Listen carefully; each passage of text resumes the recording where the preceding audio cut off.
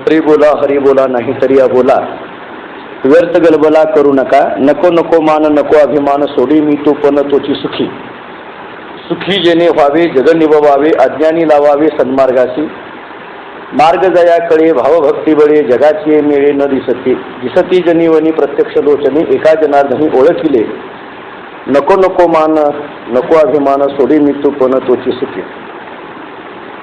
हरिपाठाचं चिंतन करत असताना नाथ महाराजांच्या या हरिपाठातल्या पहिल्या अभंगामध्ये जो हरीचा दास आहे त्याच्या जीवनातला महिमा एकनाथ महाराजांनी आपल्याला सांगितला. दुसऱ्या अभंगाचं चिंतन करत असताना भगवान श्री हरीशिवाय त्या भगवत भक्ताच्या जीवनामध्ये इतर कोणत्याही गोष्टीला महत्त्व नाही असं एकनाथ महाराजांचं या अभंगातून प्रतिपादन आहे. हरी बोला नाहीतरी अबोला, व्यर्थ गलबला करू नका हे म्हणण्यामध्ये हरी बोला नाहीतरी अबोला याच्यामध्ये दोनच गोष्टी आहेत. हरी बोला म्हणण्यामध्ये एक हरी परमात्मा त्याच्याविषयीच प्रेम आहे, नाहीतरी अबोला याचा अर्थ इतर कोणत्याही गोष्टीबद्दल त्यांच्या ठिकाणी ममत्व राहिलेलं नसतं. म्हणजे या दोन गोष्टी इथं महत्त्वाने प्रतिपादन केलेल्या आहेत. त्याच्यातला पहिला मुद्दा, भगवान श्री हरीच्या बद्दल ज्यांच्या अंतःकरणामध्ये प्रेम निर्माण झालेला आहे अशा भगवत भक्ताला भगवान श्री हरीशिवाय इतर गोष्टीबद्दल कुठल्याही पद्धतीची आसक्ती राहिलेली नाही. आणि मग आसक्ती राहिलेली नाही हे सांगण्याकरता व्यर्थ गलबला करू नका किंवा नको नको मान नको अभिमान, सोडी मी तू पण तोची सुखी, सगळी प्रमाणं त्याच्याकरता दिलेली आहेत. मुद्दा आता असा आहे की एका श्रीहरीविषयी प्रेम निर्माण झाल्यानंतर इतर कोणत्याही पद्धतीची व्यावहारिक आसक्ती त्या साधकाच्या जीवनामध्ये राहत नाही. हा जो मुख्य सिद्धांत शास्त्राला धरून केलेला आहे त्याच्यावर फक्त आज आपल्याला चिंतन करायचं आहे. का आपल्याला हे चिंतन करायचं आहे? नाहीतरी अबोला, व्यर्थ गलबला करू नका, इथून जे सगळं खालचं चिंतन आहे ना हे सगळं एका श्रीहरीशिवाय हे सगळं इतर आहे असं सांगणारं चिंतन आहे. किंवा एक आपल्या तुकाराम महाराजांच्या अगदी प्रसिद्ध अभंग, अनिक न लगे माईक पदार्थ, हे सांगताना अनिक हा शब्द कधी तयार होतो? एकाशिवाय जे जे सगळं आहे त्याला सगळ्याला अनिक म्हटलं जातं. एकाशिवाय जे सगळं आहे बाकीचं त्याला अनिक म्हटलं जातं. जे जे अनिक असतं ते माईक असतं आणि जे माईक असतं ते दुःखदायक असतं. जे जे अनिक आहे ते माईक आहे, अनिक न लगे माईक पदार्थ. जे माईक आहे ते दुःखदायक आहे, येरती माईक दुःखाची जनती. म्हणजे प्रमाणबद्ध आहे. एकाशिवाय जे सगळं आहे ते अनिक आहे आणि जे अनिक आहे ते माईक आहे आणि जे माईक असतं ते दुःखदायक असतं. हा सरळ सिद्धांत आहे. म्हणून आपल्याला हे जे अनिक आहे ना या अनिकाबद्दलची आसक्ती आता राहिलेली नाही किंवा अनिकाबद्दलची आसक्ती करू नका अशा पद्धतीचा एक उपदेश एकनाथ महाराजांनी या अभंगात केला म्हटलं तरी वावगं ठरणार नाही. कारण या अभंगातली भाषा कशी आहे बघा. बोला या शब्दाचा अर्थ काय झाला? उपदेश झाला ना. बोलू म्हणणं वेगळं आणि बोला म्हणणं वेगळं. जसं स्वल्प वाटे चला जाऊ म्हणणं वेगळं आणि पंढरीशी जारे आल्यानो संसारा असं म्हणणं वेगळं. जारे असा शब्द आला की तो काय झाला? उपदेश झाला. आणि जाऊ म्हणण्यामध्ये काय झालं? सर्वांना घेऊन चालणं आलं. तसं इथं एकनाथ महाराज हरी बोला असं सांगतात. हरी बोला नाहीतरी अबोला. इतर जे आहे त्याच्याबद्दलची आसक्ती कोणतीही ठेवू नका असं महाराजांचं प्रतिपादन आहे. आता इतराबद्दलची इतर जे माईक पदार्थ आहेत जगतातले यश्चावत जगतातला जो पदार्थ आहे त्याच्याबद्दलची आसक्ती राहू नये. ते कधी घडतं? जेव्हा देहाच्या विषयीचं ममत्व संपतं त्यावेळेस ही स्थिती येत असते. जोपर्यंत देहा आसक्ती आहे तोपर्यंत या सगळ्याबद्दलचं ममत्व राहणारच आहे. कारण देहसंबंध पसारा आहे ना हा सगळा देहसंबंधाने निर्माण झालेला पसारा आहे. म्हणून देह आसक्तीतून निर्माण झालेली संपत्ती वेगळी आणि आत्मस्वरूपाच्या ज्ञानातून निर्माण झालेली संपत्ती वेगळी. जरा ज्ञानेश्वरीच्या भाषेत बोलायचं झालं तर आत्मस्वरूपाच्या ज्ञानातून निर्माण होणारी संपत्ती किंवा आत्मस्वरूपाच्या ज्ञानाकरता लागणारी संपत्ती तिला दैवी संपत्ती असं 16व्या अध्यायामध्ये म्हटलेलं आहे. आणि आत्मस्वरूपाच्या विरोधी असलेली जी संपत्ती आहे तिला आसुरी संपत्ती असं ज्ञानेश्वरीच्या 16व्या अध्यायामध्ये सांगितलंय. दैवी संपत्तीचे गुण 26 सांगितले आणि आसुरी संपत्तीचे दोष किती सांगितलेले? 6 सांगितलेले. ज्ञानेश्वरीच्या 16व्या अध्यायामध्ये दैवी संपत्ती ही 26 गुणांची सांगितली आणि आसुरी संपत्ती ही फक्त 6 मुद्द्यांची सांगितली. याच्यातही गंमत आहे. दोष फक्त 6 सांगितले, गुण मात्र जास्त सांगितले. त्याचं कारण काय? कारण दोष कमी आले तरी माणूस बिघडतो, तो गुण मात्र भरपूर आल्याशिवाय माणूस सुधरत नाही. हा त्याच्यातला मुद्दा असेल असं म्हणायला हरकत नाही. भगवंताचे वचन आहेत, भगवान कशा पद्धतीने बोलेल सांगता येत नाही. आपला मुद्दा आज आपल्याला आता चिंतन करायचं आहे. हा सगळा देहसंबंध पसारा असल्यामुळे देहा आसक्तीतून याच्याबद्दलचा सगळा मान, अपमान, अभिमान, मितूपण हे सगळे शब्द देह आसक्तीतले शब्द आहेत. अहो मान, आता इथं जे महाराजांना दुसऱ्या चरणामध्ये आपल्याला ऐकायचं आहे, नको नको मान, नको अभिमान, सोडी मितूपण तोची सुखी. सोडी हा जो सोडी शब्द आहे ना, म्हणजे सोडा. सोडा कशाला म्हटलं जातं? ज्याला धरलंय त्यालाच म्हणावं लागतं सोडा. ज्याला धरलेलंच नाही त्याला सोडा म्हणायची गरज आहे का? जो बसलेला आहे त्याला बस म्हणायची गरज नसते. जो उभा असतो त्याला म्हणावं लागतं खाली बस. बरोबर आहे? जो बंधनात अडकलेला आहे त्याला मुक्त व्हा म्हणायची गरज असते. ज्याला बंधनच नाही त्याला मुक्त हो म्हणायची काही आवश्यकता नाही. हा, मुक्त होता केव्हा? मुक्त कासया म्हणावे, बंधन ते नाही ठावे. मुक्त कासया म्हणावे, ज्याला बंधनच नाही त्याला मुक्त हो म्हणायची गरज असते का? मोकळं हो म्हणायची गरज असते का? इथं एकनाथ महाराज सोडी असा शब्द वापरत आहेत. नको नको मान, नको देह अभिमान, सोडी मी तू पण तोची सुखी. याच्यातला जो सोडी आहे ना, जोपर्यंत देह आसक्ती हा साधक सोडत नाही तोपर्यंत हे सगळे दोष त्याच्या ठिकाणी राहणार आहे. मान याला दोष म्हटलाय परमार्थामध्ये, अभिमान याला दोष म्हटलाय परमार्थामध्ये, मी तू हे म्हणणं याला दोष म्हटलाय परमार्थामध्ये. परमार्थामध्ये दोष कशाला म्हटलं विचार करा. मी एक वाक्य सांगतो आपल्याला. व्यवहारामध्ये ज्याला गुण म्हटलं जातं तो परमार्थामध्ये दोष आहे.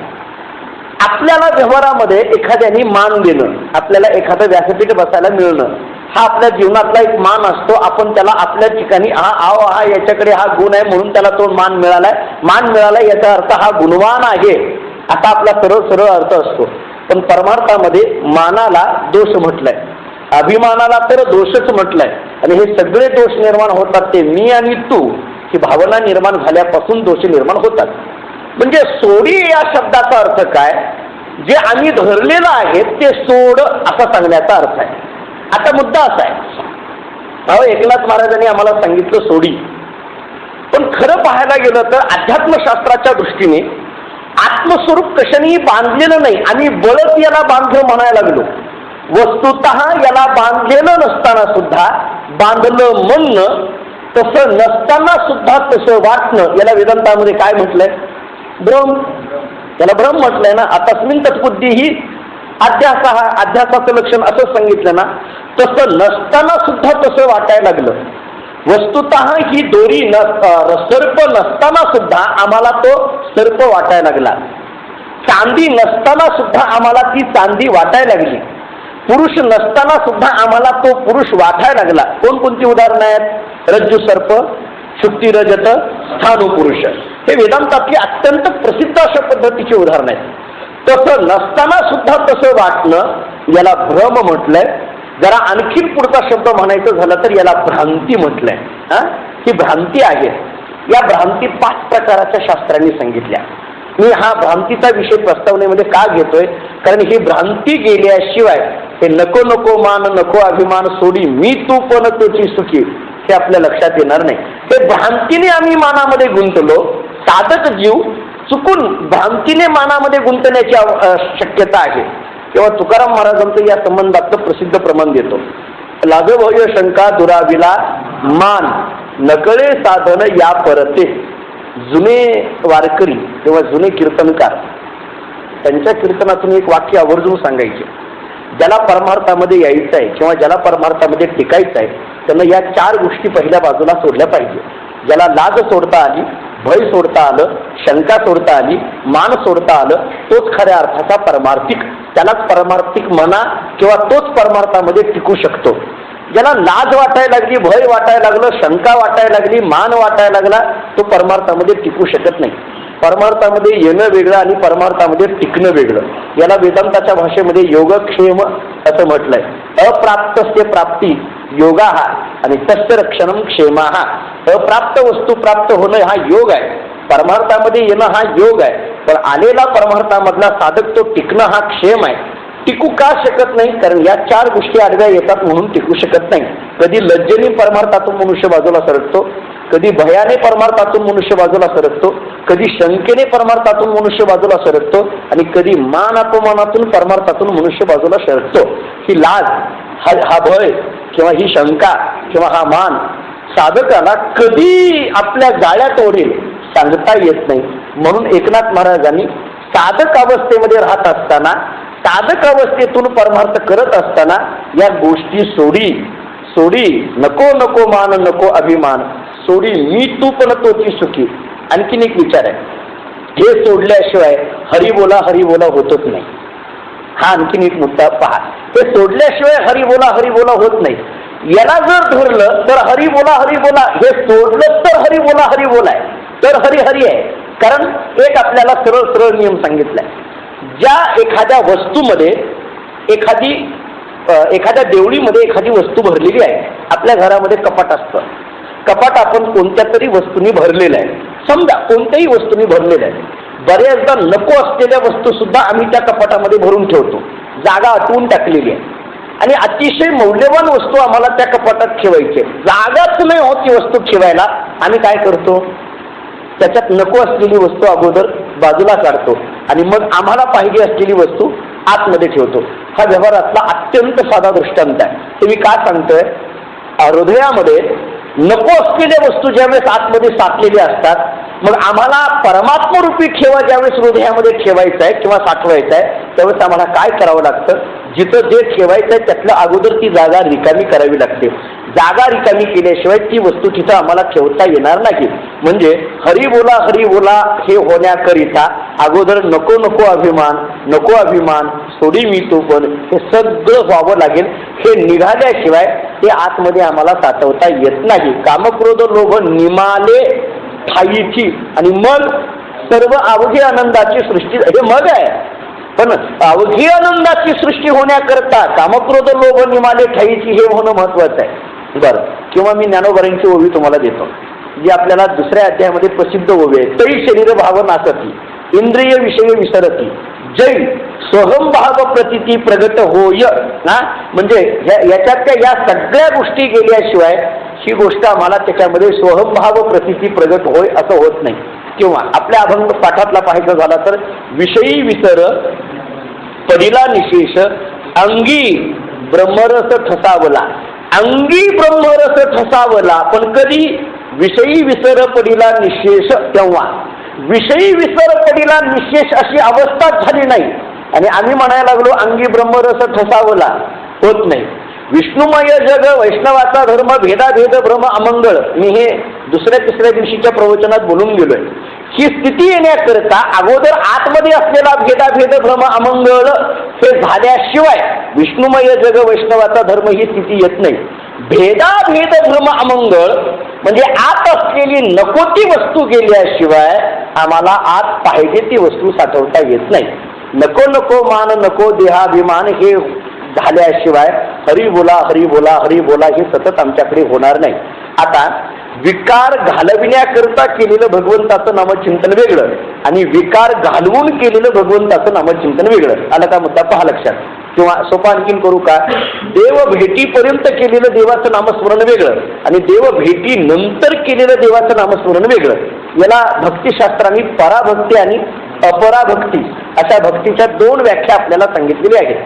आपला मुद्दा असा चाललाय, हे घालविण्याकरिता भ्रांती म्हणजे ही भ्रांती गेली पाहिजे, त्याच्याशिवाय हा हरी बोला ह्या स्थिती येत नाही. भ्रांतीमुळे हा मान आहे, भ्रांतीमुळे हा अभिमान आहे, भ्रांतीमुळे मी तू पण आहे. भ्रांतीच निघून गेली, मान नाही, अभिमान नाही, मी तू पण नाही, काही राहत नाही. हे भ्रांतीमुळे निर्माण होतं. या भ्रांती 5 सांगितलेल्या आहेत शास्त्राने. एक भ्रांती सांगितली भेदभ्रांती ना, पहिली सांगितली भेदभ्रांती. दुसरी सांगितली कर्तृत्व भ्रांती, तिसरी सांगितली विकार भ्रांती, चौथी सांगितली संसर्ग भ्रांती आणि पाचवी सांगितली जगत सत्यता भ्रांती.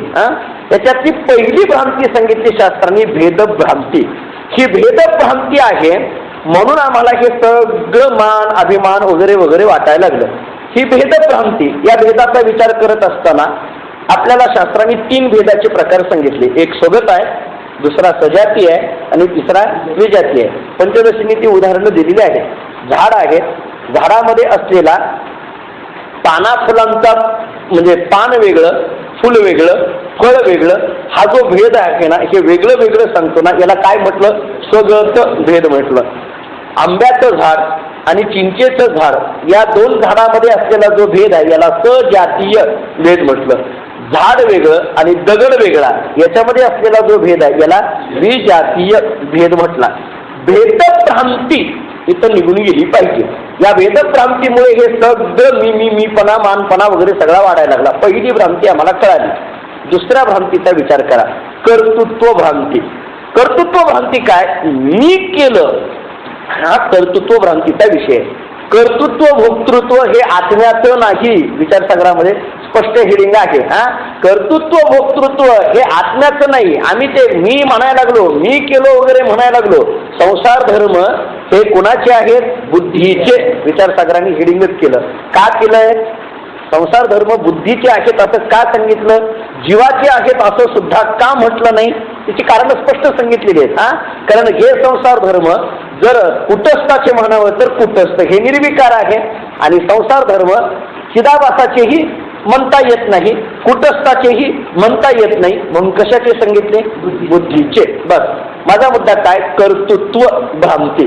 मी केलं हा मनामध्ये निर्माण झालेला भाव ह्या सगळ्या मान अभिमान मी तूपण या सगळ्याला कारणीभूत ठरतो.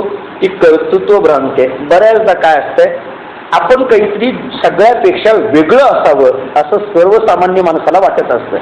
प्रत्येकाची धडपड कशाची आहे? हो, समाजामध्ये धडपड प्रत्येकाची कशाची आहे? सगळ्यापेक्षा काहीतरी मी वेगळं असावं. वेगळं असावं याचा अर्थ काय आहे? मला एक वेगळी ओळख माझी समाजामध्ये असावी. वेगळी ओळख माझी समाजामध्ये असावी याचा अर्थ काय आहे? मला एक वेगळ्या पद्धतीची उपाधी मला चिटकलेली असावी. असाच आहे ना.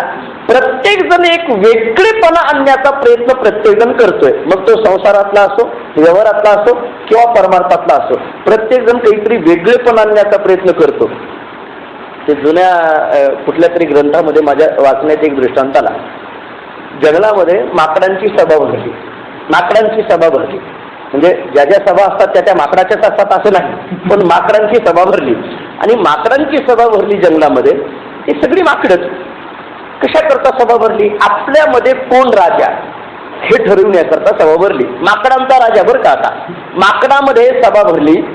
कशा करता सभा भरली? आपल्यामध्ये कोणाला राजा करायचा याच्याकरता सभा भरली. माकडच ती. करा म्हटले कोणाला तरी, जो वयोवृद्ध आहे त्याला करा. काही तरुण होते, ते म्हटले अजिबात नाही. कशालाही वयोवृद्ध, कशालाही वयोवृद्ध कशामुळे म्हटले? आम्हाला कधी येणार संधी? आम्ही म्हातारे झाल्यानंतरच आम्हाला संधी येणार का? म्हणजे तरुण आहेत त्यांना करा. तरुण म्हटलं की तरुणामध्ये मग भांडणं सुरू झाली. तुला कामाला कोणाला करायचं नेमकं? सर्वानुमते एक निर्णय झाला. आपलं काहीतरी वेगळेपण जो दाखवतोय तो आपला राजा. आपलं काहीतरी वेगळेपण जो दाखवतोय, काहीतरी स्पर्धा करा आणि त्याच्यामध्ये जो कोणी वेगळेपण आपलं दाखवतोय, काहीतरी त्याच्याकडे सिद्धता दाखवतोय, सगळ्यांपेक्षा जो सरस आहे त्याला राजा करा. सगळ्यांपेक्षा सरस आहे त्याला राजा करा. कोणाला राजा करायचं? सरस आहे त्याला राजा करायचं. पण काय ठरवायचं सरसेची? आपल्याला काय काय क्रायटेरिया काय ठेवायचा? नेमकं याला सरस झाला असं म्हणायचं, कशावर ठरवायचं? एक काम करू म्हटले. उंच, आता ते जंगलामध्ये उंचचे उंच झाडं होते. ते फार उंच झाडं होतं. म्हटलं त्या झाडावर जो सगळ्यात उंच जाईल, पोहोचेल, जो शेंड्यापर्यंत पोहोचेल, उंच पद्धतीने पोहोचेल, तो आपला राजा. कारण माकडच ना, तसल्या शर्यती काहीतरी लावणार, काहीतरी अशा चढायच्या, झाडावर चढायच्या, झाडावरनं काहीतरी आणायचं वगैरे वगैरे असल्या शर्यती लावणार. ठरलं. कोणी 15 फुटापर्यंत चढू शकलं, तिथून खाली उतरलं. कोणी 20 फुटापर्यंत गेलं, तिथून खाली उतरलं. झाड चांगलं अगदी 30-40 फूट झाड होतं ते. कोणी 30 फुटापर्यंत गेलं, खाली उतरलं. काही जमेना. एक माकड उंच गेलं, जवळजवळ 30, 32, 33 फुटापर्यंत गेलं. 35 फूट उंच झाड होतं. शेंडा अगदी 2 फूट राहिलेला होता. खालून काही मंडळी ओरडत होती, काही माकडं म्हणत होते, झालं बस झालं, आता तुझ्यापर्यंत कोण जाऊ शकत नाही, उतर खाली म्हटले तूच राजा म्हणत होते. उतर खाली म्हटले तू राजा का? तू जवळजवळ 33 फुटापर्यंत गेलाय. शेंडा किती राहिलाय हो आता? 2-3 फूट राहिलेला आहे फक्त. म्हणजे जवळजवळ तू पोहोचण्यास जमाय. आता काही तू फार वर जायची गरज नाही, उतर खाली म्हटले तुला आम्ही राजा करतो. पण त्याच्या मनामध्ये निर्माण झालं, समजा माझ्यापेक्षा सुद्धा जर कोण आणखी तिथपर्यंत गेलं तर नाही आपण गेलेलंच बरं म्हटले. का? कारण हे मी केलंय, मला दाखवायचं आहे ना, हे मी कोणीतरी यांच्यापेक्षा वेगळा आहे म्हणून दाखवायचं ना. विनाकारण कर्तृत्व त्याच्या मनामध्ये वाटायला लागलं आणि तो शेंड्यापर्यंत गेला. शेंडा असा धरला. शेंडा धरून मी शेंडा धरला हे सांगण्याकरता खाली वाकला. सोसाट्याने एक फार मोठा वारा आलेला होता. वाऱ्याचा सोसाटा सुरू झाल्याबरोबर फक्त त्या झाडाचा शेंडाच तुटला. पुढचं सांगू का काय झालं ते? काय झालं? कर्तृत्व भ्रांती माणसाच्या अधपतनाला कारणीभूत ठरली. माझा मुद्दा काय मांडायचा आहे? भ्रांती माणसाला हे सगळं मी मी मी मी म्हणायला लावते. सोडी हे जे नाथ महाराजांनी सांगितलंय ना, याच्यावर आपलं चिंतन चाललंय. म्हणजे भेदभ्रांती एक.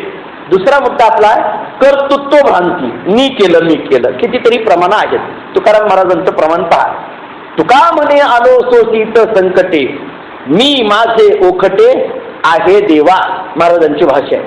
किंवा नाटातलं प्रसिद्ध प्रमाण आहे. एने मज भोगविल्या खानी, नसता छंद लाविला मनी, माझलो मी माझे भ्रमणी, झाली बोडणी विटंबना. माझलो महाराजांचे शब्द आहेत. माझलो मी माझे याच्यामध्ये मी अगदी गुंतून गेलो आणि या मीने झाली गोडणी विटंबना. माझं काही शिल्लक ठेवलं नाही. या मीने मला एवढ्या अधपतनाला घेऊन टाकलेला आहे. बस कर्तृत्व भ्रांती माणसाला अधपतनाला घेऊन जाते. वेदभ्रांती, कर्तृत्व भ्रांती. तिसरा मुद्दा काय? विकार भ्रांती. विकार भ्रांती काय? कोणत्याही गोष्टीमध्ये ही माझी आहे अशा पद्धतीचा निर्माण झालेला जो विकार आहे याला सुद्धा विकार भ्रांती असं म्हटलं जातं. शास्त्राचं वचन सांगू का? शास्त्राने आम्हाला असं सांगितलंय, आपली वस्तू सुद्धा आपली म्हणू नये. शास्त्र काय सांगतं? आपली वस्तू सुद्धा आपली म्हणू नये. आपलं कसं सांगू का? आपली वस्तू तर आपलीच, पण दुसऱ्याची सुद्धा आपली ही म्हणायची सवय लागली आपल्याला. आपली वस्तू सुद्धा आपली म्हणू नये असं शास्त्र सांगतं. इतकं सूक्ष्म चिंतन शास्त्राने केलंय. एखाद्या वस्तूमध्ये ही माझी आहे म्हणून ज्यावेळेस आमच्या मनामध्ये माझेपणाचा भाव निर्माण होतो, या मनामध्ये निर्माण झालेला संकुचित पद्धतीचा माझेपणाचा भाव त्या माणसाच्या अधपतनाला कारणीभूत ठरतो. आता माझा हा शब्द आलाय का नाही, या माझ्यावर गंमत पहा. पण सामान्य माणसाचं माझं म्हणणं वेगळं आहे आणि संतांचं माझं म्हणणं वेगळं आहे. सामान्य मनुष्य माझं घर म्हणजे काही आकाराला तो माझं म्हणायला लागला. सामान्य मनुष्य आकाराला माझं म्हणायला लागला, अवयवाला माझं म्हणायला लागला, रंगाला माझं म्हणायला लागला, गुणाला माझं म्हणायला लागला, सावयवाला माझं म्हणायला लागला. बरोबर आहे? सामान्य माणसाचं माझं म्हणणं हे संकुचित आहे आणि संतांचं माझं म्हणणं हे व्यापक आहे. आम्ही म्हणायला लागलो हे घर माझं आणि ज्ञानोबाराय म्हणायला लागले हे विश्वची घर माझे. बस फरक इथंच आहे. हे घर माझं म्हणायला लागलो ही सामान्य माणसाची भूमिका आहे आणि संतांनी माझं म्हटलं ते हे विश्वची घर माझे, हे जे माझे घर अशी जी स्थिती निर्माण झाली, हे विश्वची घर माझं घर म्हणण्यामध्ये ही व्यापकता लक्षात घ्या आणि हे घर माझं म्हणण्यामध्ये ही संकुचितता लक्षात घ्या.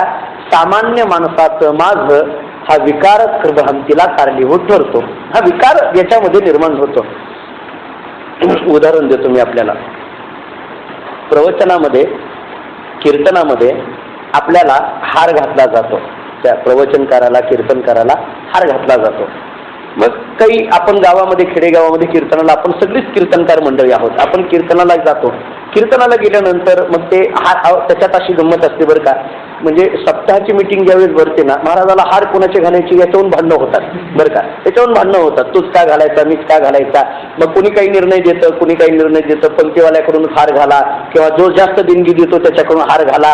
असे अनेक पद्धतीचे हे केले जातात कीर्तनकाराला हार घालण्याचे. आमच्याकडे कर्नाटकामध्ये गुलबर्गा नावाचं शहर तुम्ही ऐकून असतात. श्रावणामध्ये तिथं प्रवचन चालतं. तिथं गंमत सांगू का काय आहे? तिथं प्रवचनकाराला तर हार असतो, पण तिथं ऐकणाऱ्याला सुद्धा हार असतो. ऐकणारा सुद्धा असतो, पण तो एकाच ऐकणाऱ्याला असतो बरं का, बाकीच्याला नाही. ते मी सहज गेलो तिथं, काही आपल्याच परंपरेतले लोक आहेत. मी म्हटलं, ते एक जण असं पुढे बसवलेला होता, पाठ टाकून ठेवलेला होता, त्याच्यावर एक श्रोता बसलेला होता. काही मंडळी आली आणि मला हार घातला आणि त्यालाही हार घातला बरं का. एकाला मला कळे ना यांना का हार घातलाय बाबा, ऐकणाऱ्याला हार घालायची कुठंतरी आपण असं कुठं महाराष्ट्रात तर कुठं बघितलं नाही, यांना का हार घातला मला कळे ना. म्हणजे हे फार मोठे महाराज आहेत का काय असं वाटायला लागलं. आपल्याकडे काय एखादा जर महाराज आपल्या कीर्तनात येऊन बसला तर त्यांनाही हार घातला जातो. म्हणून मी माझं प्रवचन संपल्यानंतर विचारलं, हे कोण महाराज आहेत का, कोण ऋषी आहेत का काय. बरं तसं काहीच दिसत नव्हतं, साधा दिसत होतो, विचार निरुचेटूर आलेला माणूस. म्हटलं का हार यांना घातलाय. ते म्हटले नाही महाराज, आम्ही ज्यावेळेस म्हणजे त्यांच्याकडे श्रावणामध्ये प्रवचन करणं याला पुराण लावणं म्हणतात. त्यांच्याकडे कर्नाटकामध्ये पुराण लावणं.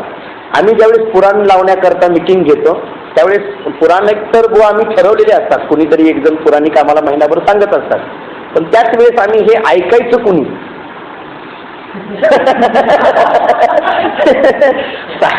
पुराणिक भाषे सांगतात ते ऐकायचं कुणी याची सुद्धा आम्ही निवड करतो. जसं पुराणिक बुवाची निवड करतो ना, तसं हे कुणी ऐकायचं त्याची निवड करतो. आणि मग त्यांना जबाबदारी काय, कोणी ऐकायला समाजातलं येऊ नाही तर न येऊ, त्यांनी ऐकायला यायचं म्हणून त्यांना हार, बाकी कुठच्या करता नाही.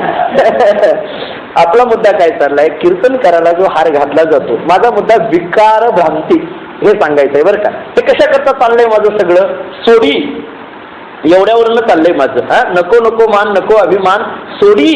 हे सोडी जे म्हटलं ना, हे धरलं कशामुळे, सोडी म्हणायची गरज का पडलं, कारण हा भ्रांतीमध्ये अडकलाय म्हणून सोडी म्हणावं लागायला लागलंय. भ्रांतीमध्ये अडकला, भ्रांतीमध्ये अडकल्यामुळे नसताना सुद्धा आम्हाला त्या सापापासून भीती वाटायला लागली ना. साप साप म्हणून घाबरं वाटायला लागलं, अंगामध्ये घाम यायला लागला. अंगामध्ये भ्रांती माणसाला किती दुःख देत असते हे रज्जू सर्पाच्या दृष्टांतावरून पहा, किंवा भ्रांती माणसाला किती सुख देत असते हे सुद्धा त्या सुप्ती रजताच्या दृष्टांतावरून पहा.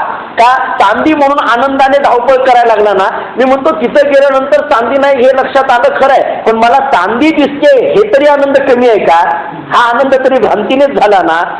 इथं रज्जू सर्पाच्या दृष्टांताने तिथे गेल्यानंतर हा सर्प नाही दोरी आहे म्हटल्यानंतर आनंद झाला, परंतु सर्प आहे म्हणत असताना जे दुःख झालं हे तरी दुःख काही कमी आहे का. म्हणजे भ्रांती दुःख देते आणि भ्रांती सुख देते. सुख दुःखाला कारणीभूत व्यवहारामध्ये भ्रांती आहे, सुखदुःखाला कारणीभूत व्यवहारामध्ये भ्रांती आहे. म्हणून तर सुखदुःख हे देहाचे धर्म आहेत, आत्म्याचे नाही. सुखदुःख हे देहाचे धर्म आहेत. आत्म्याला सुखी म्हणता येतं का, आत्म्याला दुःखी म्हणता येतं का, म्हणता येत नाही का. तो निर्विकार आहे ना, तो निर्विकार आहे, त्याला सुखी म्हटलं तरी तो त्याच्यावर आरोप आहे. आत्म्याला जर आम्ही सुखी म्हटलं, आत्मा सुखी आहे असं म्हटलं तरी तो आत्म्यावर काय झाला, आरोप झाला. का, कारण आत्मा हा नित्य सुखी आहे, त्याला सुखी झालं हे म्हणणं सुद्धा चालत नाही. किंवा दुसरी प्रक्रिया जरा साहित्यशास्त्राची सांगू का, आत्मा सुखी म्हटलं की दुःखी शब्दाचा विचार करावा लागतो. सुख म्हटलं की दुःख. मला सांगा, काही लोक काय म्हणतात, महाराज चातुर्मासात आल्यापासून जरा सुख वाटायला लागलं, याचा अर्थ काय, याच्या अगोदर हा दुःखात होता, हे जाणून घ्यावं लागतं का नाही. बरं जाऊ द्या, माझा विषयांतर होईल. विकार भ्रांती मुद्दा माझा आहे. सोडी विकार भ्रांती, दोन भ्रांती आपल्या कळाल्या. कोणकोणत्या, भेदभ्रांती आणि कर्तृत्व भ्रांती. तिसरी भ्रांती आहे आपल्याला विकार भ्रांती. माझा विकार भ्रांती करता मुद्दा काय चालला होता, माझं म्हणणं नसताना सुद्धा माझं म्हणणं. दृष्टांत मी देत होतो, गावामध्ये कीर्तनाला गेल्यानंतर जे हार घातला जातो, कोणीतरी हार घालतं. आता बघा, तो जो हार घालणारा असतो ना, तो आता त्याच्यातही असते, ज्याला हार घालायची हौस आहे ती तुस्तूच हार घेऊन ये असंही ठरलेलं असतं बरं का अगोदरच मीटिंगमध्ये. मग ते हार वगैरे घेऊन येतो, हार घालणारा हार घेऊन येतो, म्हणून तो महाराजांच्या गळ्यामध्ये हार घालतो. महाराजांच्या गळ्यामध्ये हार घालत असताना त्या हार घालणाऱ्याला असं वाटत होत असतं, मी 15 रुपये देऊन हा हार आणलेला आहे, हा हार माझा आहे, मी पैसे दिलेत ना. म्हणजे मी पैसे दिले म्हणजे माझाच झाला का नाही, मी पैसे दिले म्हणजे माझा झाला. माझा, मी जर हातात हार घेऊन निघालो तर असं कोणी म्हणेल का तो हार माझ्याकडे द्या, काय, कारण मी पैसे दिलेत म्हटल्यानंतर माझा झाला. हार माझा आहे, मी पैसे दिलेत, मी पैसे देऊन हा हार माझा आहे. पण मी आता हा हार, माझा असलेला हार मी महाराजांच्या गळ्यात घालतोय, असा एक भाव त्याच्या मनामध्ये निर्माण झाला. महाराजांच्या गळ्यामध्ये त्यांनी हार घातला. आता गंमत काय झाली, पुढचं वाक्य ऐका. त्या हार घालणाऱ्याच्या हातामध्ये ज्यावेळेस हार होता त्यावेळेस तो काय म्हणत होता, हा हार माझा आहे, मी महाराजांच्या गळ्यात घालतो. महाराजांच्या गळ्यात पडल्यानंतर महाराजांना काय वाटायला लागलं, आता हा हार कोणाचा झाला, माझा का माझ्या गळ्यात पडलाय, आता माझ्या गळ्यात पडला ना, हा हार कोणाचा झाला, आता माझा झाला, कारण माझ्या गळ्यात आहे. आता माझ्या गळ्यात घातल्यानंतर हार माझा आहे, माझ्या मला माघारी द्या असं म्हणेल का कोणी? हार माझ्या गळ्यात पडला ना आता, म्हणून हा हार कोणाचा झाला, आता माझा. हार गळ्यात घालण्याच्या अगोदर ज्याच्या हातात होता तो काय म्हणत होता, हार माझा आहे. हार महाराजांच्या गळ्यात पडल्यानंतर महाराज काय म्हणायला लागले, आता हा हार माझा आहे. हाराला विचारा तू कुणाचा?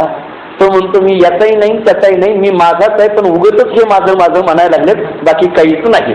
हार हा हाराचाच आहे, हार हा फुलांचाच आहे, फुल हे फुलाचंच आहे, ते कोणाचंच नाही. पण बळच आम्ही हे माझं म्हणायला लागलो, याला विकार भ्रांती असं म्हटलं जातं. बळे झाला हे जे म्हटलं ना, बळे हे बळे ज्यांना, बद्धतेची ही सगळी लक्षणं आहेत. हो, भेदभ्रांती ही बद्धताच आहे, विकार भ्रांती ही बद्धताच आहे, कर्तृत्व भ्रांती ही बद्धताच आहे, संसर्ग भ्रांती ही बद्धताच आहे, आणि जगत सत्यता भ्रांती ही तरी काय, बद्धताच आहे ना. ही बद्धता ही भ्रांतीने निर्माण झाली, म्हणून वेदभ्रांती सोडा, कर्तृत्व भ्रांती सोडा, विकार भ्रांती सोडा, चौथा मुद्दा घ्या. काय? संसर्ग भ्रांती.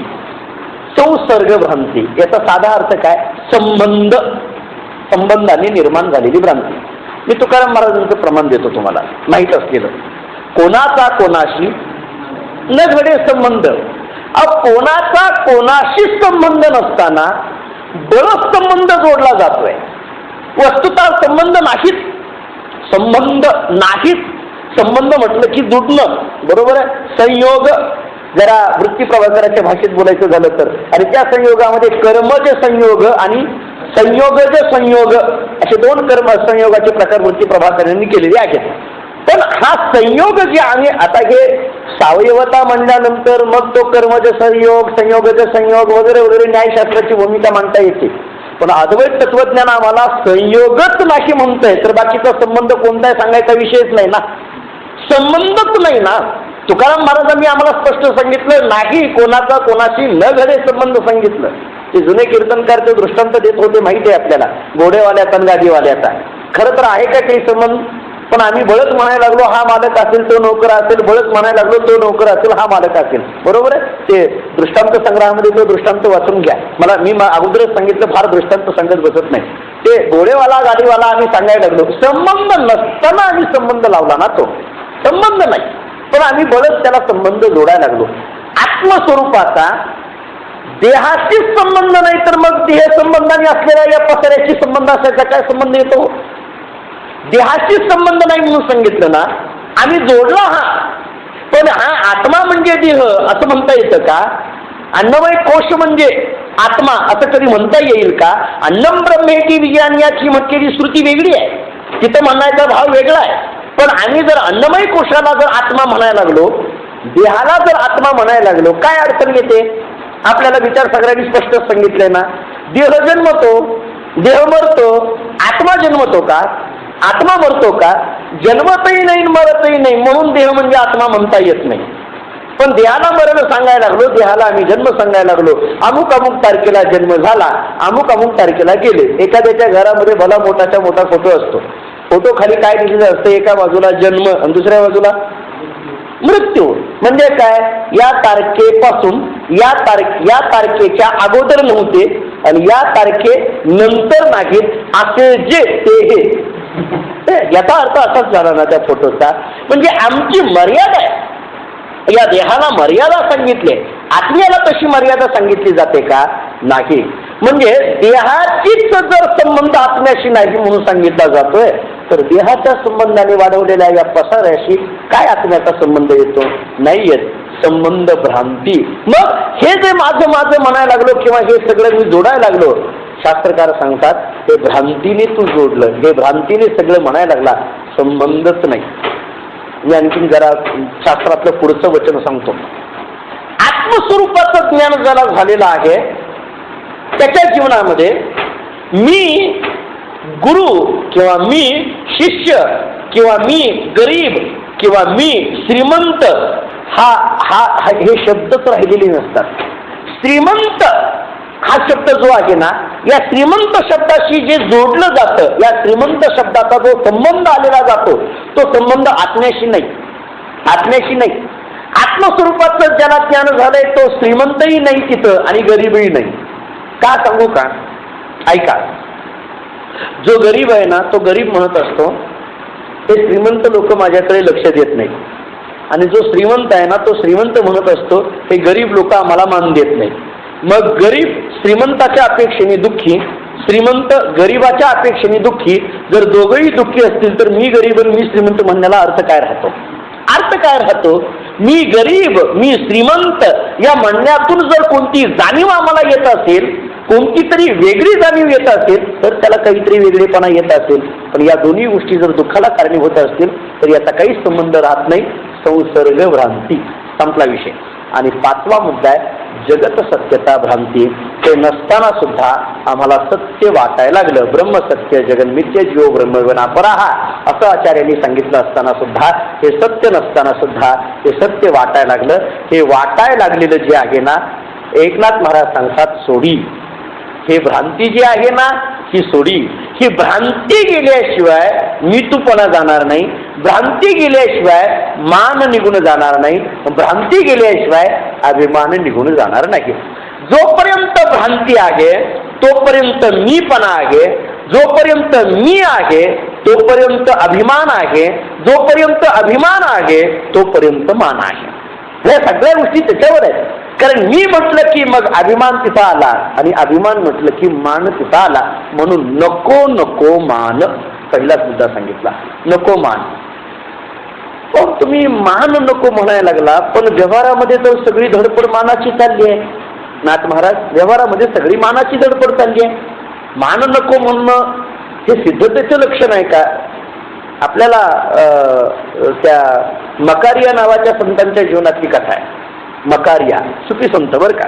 मी परवाच तुम्हाला बोललो, जसं वारकरी संप्रदायिक संतांची चरित्र आपल्या अभ्यासात येतात तशी काही सुफी संतांची चरित्र सुद्धा आपल्या अभ्यासात यावी. सुफी संत आहेत ते मकारिया, साहित्यामध्ये त्याचा फार मोठा उल्लेख आहे. तर ते त्यांच्याकडे एक मनुष्य गेला आणि तो म्हणायला लागला मला संत व्हायचंय, काय करू सांगा. मकारियांकडे, मला संत व्हायचंय, काय करू सांगा, किंवा संत होण्याकरता काय करावं लागेल सांगा. खरं तर संतपण हे काही बाजारात विकत मिळत नाही. पण संतपणा करता कुठल्याही गुरुवरे भाऊ सांगत असतात एक वाक्य, संतत्व हे विशेषण नाही, संतत्व ही उपाधी नाही, संतत्व हे विशेषण नाही, तर संतत्व ही अवस्था आहे असं गुरुवरे भाऊ सांगायचे. संतत्व ही अवस्था आहे, हे काही विशेषण उपाधी वगैरे नाहीत. पण संतपणा मला पाहिजे. मकार यांनी सांगितलं एक काम कर, काय करू, स्मशानामध्ये जा. त्याला आश्चर्य वाटलं, संत होण्याकरता स्मशानात जावं लागतं हे पहिल्यांदाच ऐकलं. म्हटले संत होण्याकरता मंदिरात जा आणि तिथं भजन कर म्हटलं असतं तर जरा जवळजवळ तिथं पोहोचलो असतो मी.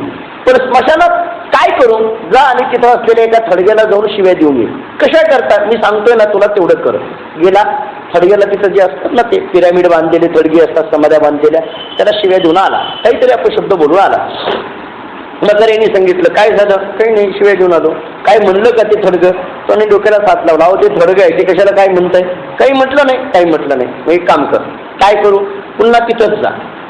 तिथं जाऊन काय करू, त्याच थडग्याची स्तुती करून ये, त्यांना काहीतरी चांगलं चांगलं गोड बोलून ये. अहो हे काही संत होण्याची लक्षणं आहेत का? मी सांगतो तेवढं कर. पुन्हा गेला, तिथं गेला, त्या थडग्याची स्तुती केली, माघारी आला. मकर यांनी विचारलं काय झालं, झाला आलाच बोलून? हो. काय मग काही ते थडगं बोललं का? वा असं तरी म्हटलं का?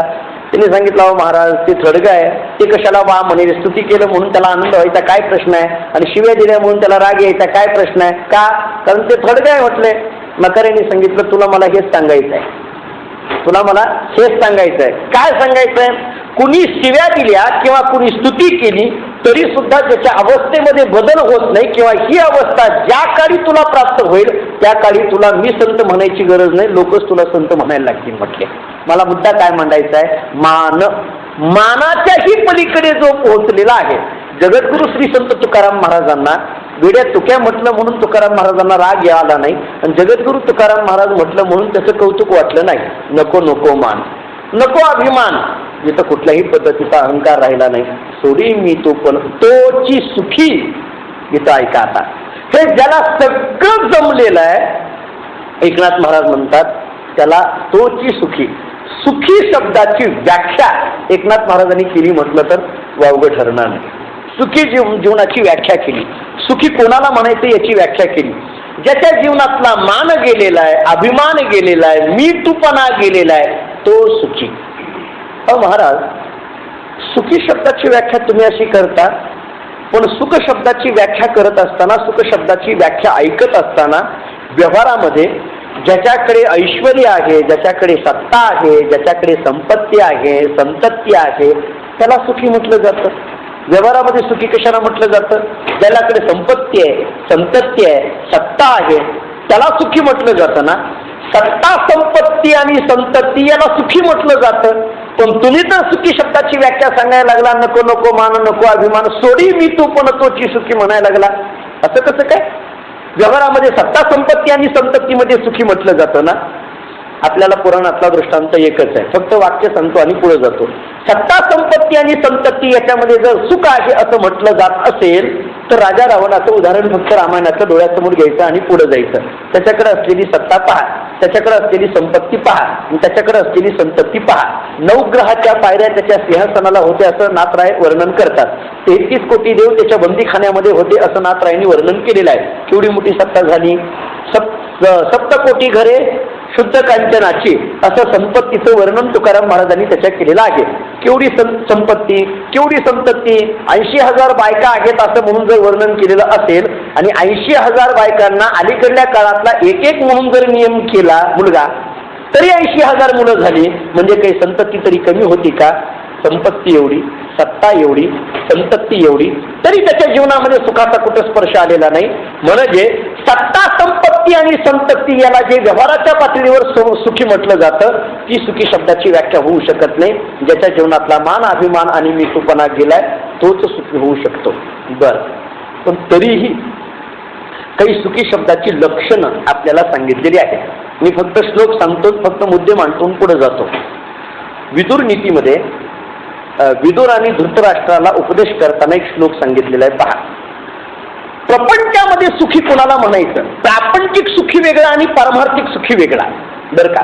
प्रापंचिक सुखी असलेल्या माणसाला दुःखाची झालर असते आणि पारमार्थिक सुखी असलेल्या माणसाच्या ठिकाणी निशेष दुःख संपलेलं असतं. मुद्दा माझा लक्षात आला का? पहा, प्रापंचिक सुखी आणि पारमार्थिक सुखी 2 प्रकार मी करतोय. प्रापंचिक सुखी कोणाला म्हणायचं? विदुरांनी 6 गोष्टी सांगितलेल्या आहेत.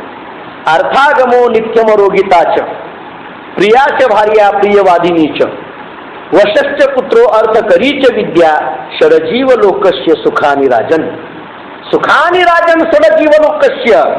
विदुरजी त्या धृतराष्ट्राला उपदेश करताना विदुर नीतीमध्ये आम्हाला असं सांगतायत, या 6 गोष्टी ज्याच्याकडे असतील हे राजा, त्याला व्यवहारातला सुखी माणूस समजा. या 6 गोष्टी ज्याच्याकडे आहेत त्याला.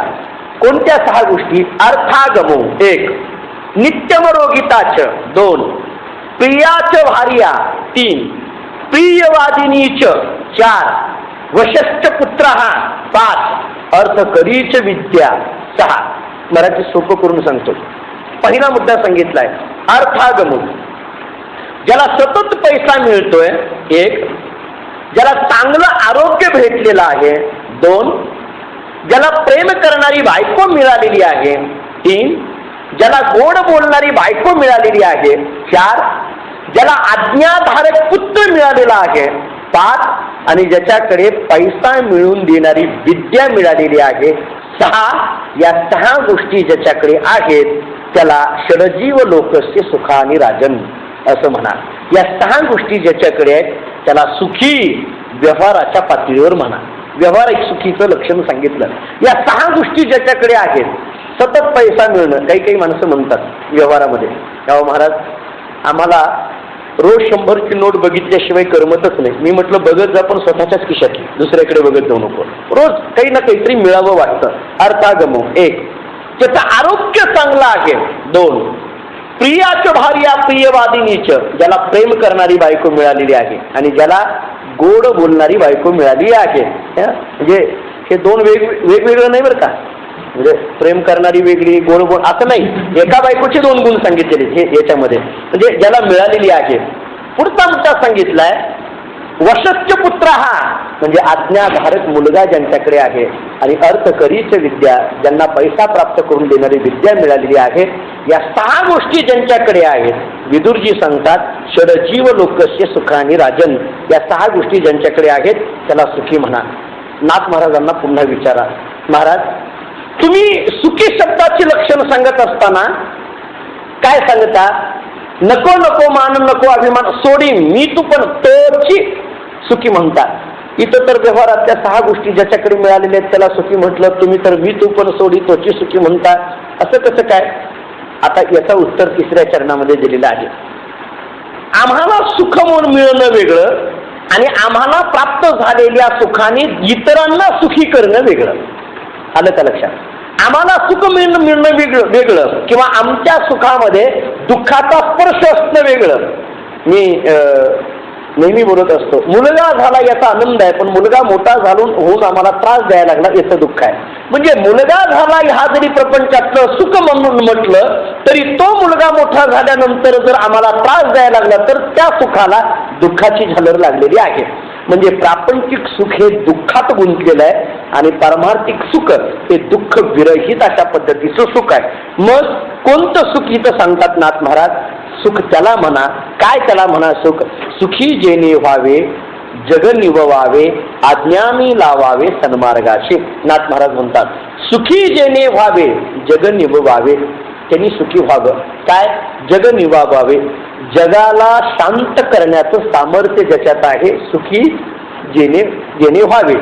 काय करावं? अज्ञानी लावावे सन्मार्गाशी, एक जग निववावे म्हणजे जगातली अशांतता घालवण्याचं सामर्थ्य ज्यांच्यामध्ये आलेलं आहे त्याच्याकडे खरं अर्थाचं सुख असं म्हटलं जातं. तेव्हा मी आपल्याला सांगू का, संतांच्याकडे असलेलं सुख कसं आहे सांगू का? त्या सुखाचे 2 पद्धतीने लक्षण केलेलं आहे. संतांचं लक्षण करताना इतरांच्या सुखाने जे सुखी होतात आणि इतरांच्या दुःखाने जे दुःखी होतात. सत्य बोले मुखे दुःखवे अनेकांच्या दुःखे. इतरांच्या सुखाने जे सुखी होणं आणि इतरांच्या दुःखाने दुःखी होणं त्यांना संत म्हणा, आणि इतरांच्या सुखाने जो दुःखी होतो त्याला माणूस म्हणा. बरोबर आहे? इतरांच्या सुखाने दुःखी होतो. काही माणसं बघा, आपण विचारलं का मागे आलो होत त्यावेळेस काही ही बिल्डिंग नव्हती, आता मात्र यांची 2 मजली इमारत चढली हो. 2 मजली इमारत आहे, RCC बिल्डिंग मध्ये हे राहतात. कसं काय हो? कसं काय एवढ्या वर्षभरामध्ये श्रीमंत झाले? तो जो दुसरा असतो ना तो म्हणतो महाराज तुम्हाला माहित नाही, हे 2 नंबरच आहे. इतरांच्या सुखाने झालेला दुःखी, बरोबर आहे? इतरांच्या सुखाने दुःखी होतो तो माणूस आहे आणि इतरांच्या सुखाने जो सुखी होतो ते संत आहेत. इतरांच्या दुःखाने जे दुःखी होतात ते संत आहेत. सुखी जेणे व्हावे जग निववावे अज्ञानी लावावे सन्मार्गाशी. जो अज्ञानी आहे ना त्याला सन्मार्गाला लावावं. अज्ञानी कोणाला म्हणायचं? चित्सुकी नावाच्या ग्रंथामध्ये व्याख्या आलेली आहे. अज्ञानी कोणाला म्हणायचं? अज्ञानी, अज्ञानी शब्दाची व्याख्या सांगत असताना अनादि भावरूपत्वे सती ज्ञानबाध्यत्वम अज्ञानत्वम अशी चित्सुकीने व्याख्या केलेली आहे. जे अनादि आहे, जे भावरूप आहे आणि जे ज्ञानाने बाध्य आहे त्याला अज्ञान असं म्हटलं जातं. किंवा सोप्या भाषेत सांगायचं झालं तर न ज्ञानम इति अज्ञानम, जिथं ज्ञान नाही त्याला अज्ञान म्हणा.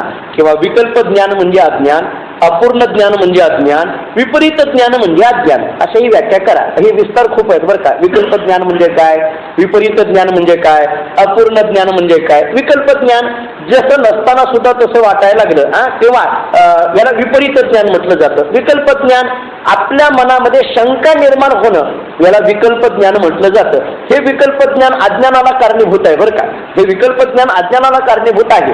कोणतं विकल्प ज्ञान? ती मंथरा आणि कैकेयीचं उदाहरण पहा ना. मंथरा आणि मंथरेच्या मनामध्ये निर्माण झालेला विकल्प आणि त्या विकल्पाने कैकेयीची केलेली बुद्धिभ्रष्टता, बरोबर आहे? रामायणातला तो विषय सगळा अगदी समोर येऊन पहा. विकल्प म्हणजे ती विकल्पाने काय होतं, विकल्पामधलं जे ज्ञान आहे ना त्याला अज्ञान म्हणा. विपरीत असलेलं जे ज्ञान आहे ना त्याला अज्ञान म्हणा. आणि अपूर्ण असलेलं जे ज्ञान आहे ना त्याला अज्ञान म्हणा. म्हणजे हे अपूर्ण ज्ञानालाही अज्ञानच म्हटलं जातं, विकल्प ज्ञानालाही अज्ञान म्हटलं जातं, विपरीत ज्ञानालाही अज्ञान म्हटलं जातं. जिथं ज्ञान नाही त्याला अज्ञान. आणि जर चित्सुकीतली व्याख्या ऐकायची झाली तर जे अनादि आहे, जे भावरूप आहे आणि जे ज्ञानाने बाध्य आहे, अनादि.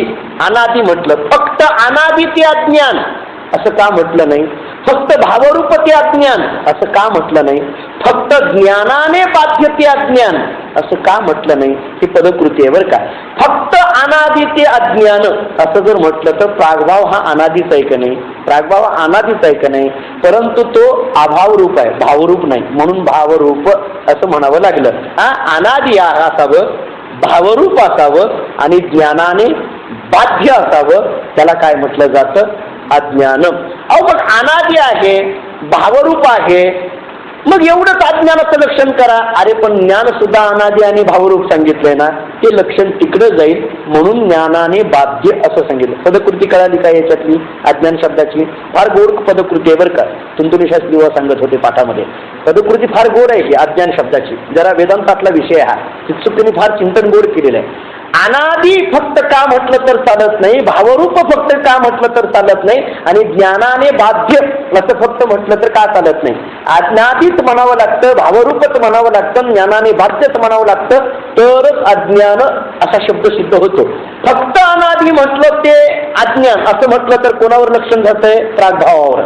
मग अनादि आणि भावरूप तेच अज्ञान असं म्हटलं तर कोणावर लक्षण जातंय? ज्ञानावर. कारण ज्ञान अनादि आहे आणि भावरूप आहे, म्हणून अनादि, भावरूप आणि ज्ञानाने बाध्य त्याला काय म्हणायचं? अज्ञान. अज्ञानी लावावे सन्मार्गासी. महाराज सांगतात, सुखी जेनी व्हावे जग निववावे, अज्ञानी लावावे सन्मार्गाशी. सन्मार्गाशी म्हणजे काय? कोणता? सन म्हणजे सत, चांगल्या मार्गाशी. चांगला मार्ग कोणता आहे? भक्ती मार्ग हा श्रेष्ठ मार्ग आहे. त्या श्रेष्ठ मार्गाला लावावं. कारण मार्ग दावणी गिर्याधी दयानिधी संतते. कितीतरी पद्धतीचे प्रमाण आपल्याला मार्गावरची पाहता येतील. मार्ग म्हणजे पंथ, बरोबर आहे. आणि पंथ 5 पद्धतीचे सांगितलेले आहेत बरं का. मी 10ची नावं सांगून जातो. कुपंथ, विपंथ, क्लिष्ट पंथ, सूक्ष्म पंथ आणि सुपंथ असे 5 पंथ सांगितले. नरकाला नेणारा मार्ग त्याला कुपंथ म्हटलं जातं, प्रपंचाला नेणारा मार्ग त्याला विपंथ म्हटलं जातं, कर्मज्ञानाधिक मार्ग त्यांना सूक्ष्म पंथ म्हटलं जातं, योग जपतपाधिक मार्ग त्यांना क्लिष्ट पंथ म्हटलं जातं, आणि भक्ती पंथ याला सुपंथ असं म्हटलं जातं. हे जे सन्मार्गाशी, अज्ञानी लावावे सन्मार्गाशी, म्हणजे या 4ही मार्गापासून काढून सन म्हणजे सत, चांगला, सोपा आणि निश्चित तिथपर्यंत पोहोच करून देणारा मार्ग हा भक्ती मार्ग आहे. या भक्ती मार्गाला या जगतातल्या सामान्य जनतेला या संतांनी लावावं. अहो हे संत आम्हाला, या संतांनी या मार्गाला लावावे असं म्हणतात, पण हे संत कुठं आहेत? कुठं दिसतात? कसे असतात? कुठे भेटतील? एकनाथ महाराज सांगतात, मार्ग जयाकडे भावभक्ती बळे. मार्ग जयाकडे भावभक्ती बळे, जगाची मिळे न दिसती. मार्ग जयाकडे, जया मार्गकडे. जया म्हणजे कोण? संत. ज्या संतांना हा मार्ग कळतो, कशाच्या बळावर? भावभक्ती बळे. भावभक्तीच्या बळाने ज्या संतांना हा सन्मार्ग कळतो ते संत जगाची मिळे न दिसती. या जगाच्या मेळ्यात तुम्हाला दिसत नाही, या जगाच्या या संसाराच्या मेळ्यामध्ये तुम्हाला दिसत नाहीत. हे कुठेही असे तुम्हाला दिसत नाहीत. हे कुठेही असतील असं नाही.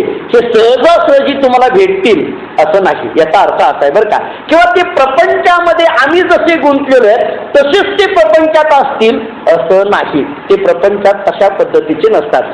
जगाची मेळे न दिसती. तुम्ही जगदृष्टीने, प्रपंच दृष्टीने त्यांच्याकडे पाहायला लागला तर तुम्हाला ते दिसणार नाहीत. प्रपंच दृष्टीने आम्हाला ते दिसणार नाहीत. अशा पद्धतीने ते दिसणार नाहीत. ते दिसण्याची म्हणजे बहु अवघड आहे संत वेटी, बस बाकी काही नाही. हे तुकाराम महाराजांचं प्रमाण इथं लावा. बहु अवघड आहे संत वेटी परी जगजेटी करून. बहु अवघड, बहु म्हणजे किती अवघड? बहु म्हणजे किती हो? किती अवघड म्हणायचं? नेमकं बहु या शब्दाचा अर्थ काय? किती अवघड म्हणायचं म्हणजे काय परिमाण त्याला काही लावता येईल का? म्हणजे 10 वर्षानंतर बहु अवघड असं म्हणता येईल का? 20 वर्षानंतर बहु अवघड काय म्हणता येईल? मी प्रमाण देतो तुम्हाला. एक महाराजांचं दुसरं प्रमाण, चंद्रामृत सुखी शिववील, हस्ता जाता रवी धरवेल, बाह्य हेळा सागर तरवेल, परित्या साधूची भट भेटी न होईल जा, ऐसे कैसे आणि भेटतील साधू इतके बहु अवघड, असा अर्थ करा त्याचा. एवढं हे सगळं होऊ शकेल पण हे होणार नाही, इतकं अवघड सांगितलं. जाऊ द्या, तरी जग जेची करुणा केली, जगाची मेळे न दिसती, जगाच्या या मेळ्यामध्ये तुम्हाला दिसणार नाहीत. मग दिसणारच नाहीत का? एकनाथ महाराजांनी विचारलं. मग जर दिसतच नाही म्हटलं तर त्यांची अपेक्षा करण्यात अर्थ काय? जगाची मेळे न दिसती म्हणताना कोणते मार्ग दया करे भावभक्ती वेळे, भावभक्तीच्या बळाने ज्यांना हा भक्ती मार्ग कळतोय, भक्ती मार्गाला लावावं अशी पद्धतीची बुद्धी ज्यांच्याकडे आहे, असे संत जगाच्या मेळ्यामध्ये दिसत नाही असं म्हणता. मग शोधायचंच नाही का त्यांना? त्यांना आम्ही शोधायचंच नाही का? त्यांना शरण जायचंच नाही का? आम्ही करायचं काय? मग ते दिसतच नाहीत का? नाथ महाराज म्हणतात दिसत नाही असं नाही, दिसतात. कसे दिसतात? दिसती जनी वनी प्रत्यक्ष लोचनी. दिसत नाही असं नाही, दिसतात. दिसती जनी वनी प्रत्यक्ष लोचनी, प्रत्यक्ष लोचनी जनी वनी दिसती असा अन्वय करा. प्रत्यक्ष लोचनी म्हणजे प्रत्यक्ष डोळ्याने तुम्हाला जनी वनी दिसती. जनी म्हणजे जनामध्ये, वनी म्हणजे वनामध्ये, जनामध्ये आणि वनामध्ये सुद्धा प्रत्यक्ष डोळ्याने दिसती, एका जनार्दनी ओळख केली. महाराज तुम्ही असं कसं काय म्हणताय? जगाची मेळे न दिसती आणि दिसती जनीवनी प्रत्यक्ष लोचनी. अहो प्रमाणामध्ये किती विरोध यायला लागला हो. जगाची मेळे न दिसती हे आम्ही ग्राह्य धरेपर्यंत तुम्ही म्हणता दिसती जनीवनी प्रत्यक्ष लोचनी. मग नेमकं म्हणायचं काय? जगाची मेळे न दिसती हे खरं म्हणायचं का दिसती जनीवनी प्रत्यक्ष लोचनी हे खरं म्हणायचं? जर दिसती जनीवनी प्रत्यक्ष लोचनी असं मानलं तर जगाची मेळे न दिसती या वचनाला अर्थ राहणार नाही. जगाची मेळे न दिसती हे वचन जर मांडलं तर दिसती जनीवनी प्रत्यक्ष लोचनी याला अर्थ राहणार नाही. नेमकं करायचं काय? जनीवनी दिसती जनीवनी प्रत्यक्ष. अहो तुम्ही जगाची मेळे न दिसती असं म्हणताना आणि पुन्हा दिसती जनीवनी प्रत्यक्ष लोचनी असं म्हणताना मग जगाची मेळे न दिसती याचा अर्थ काय आणि दिसती जनीवनी प्रत्यक्ष लोचनी याचा अर्थ काय? याचा अर्थ करण्याकरता आपल्याला उद्या पाहू. त्याचा ओळखीला एका जनार्दनी हरी ओळखला त्याच्यावरनं याची संगती लावता येते का पाहू आपण उद्या. हरी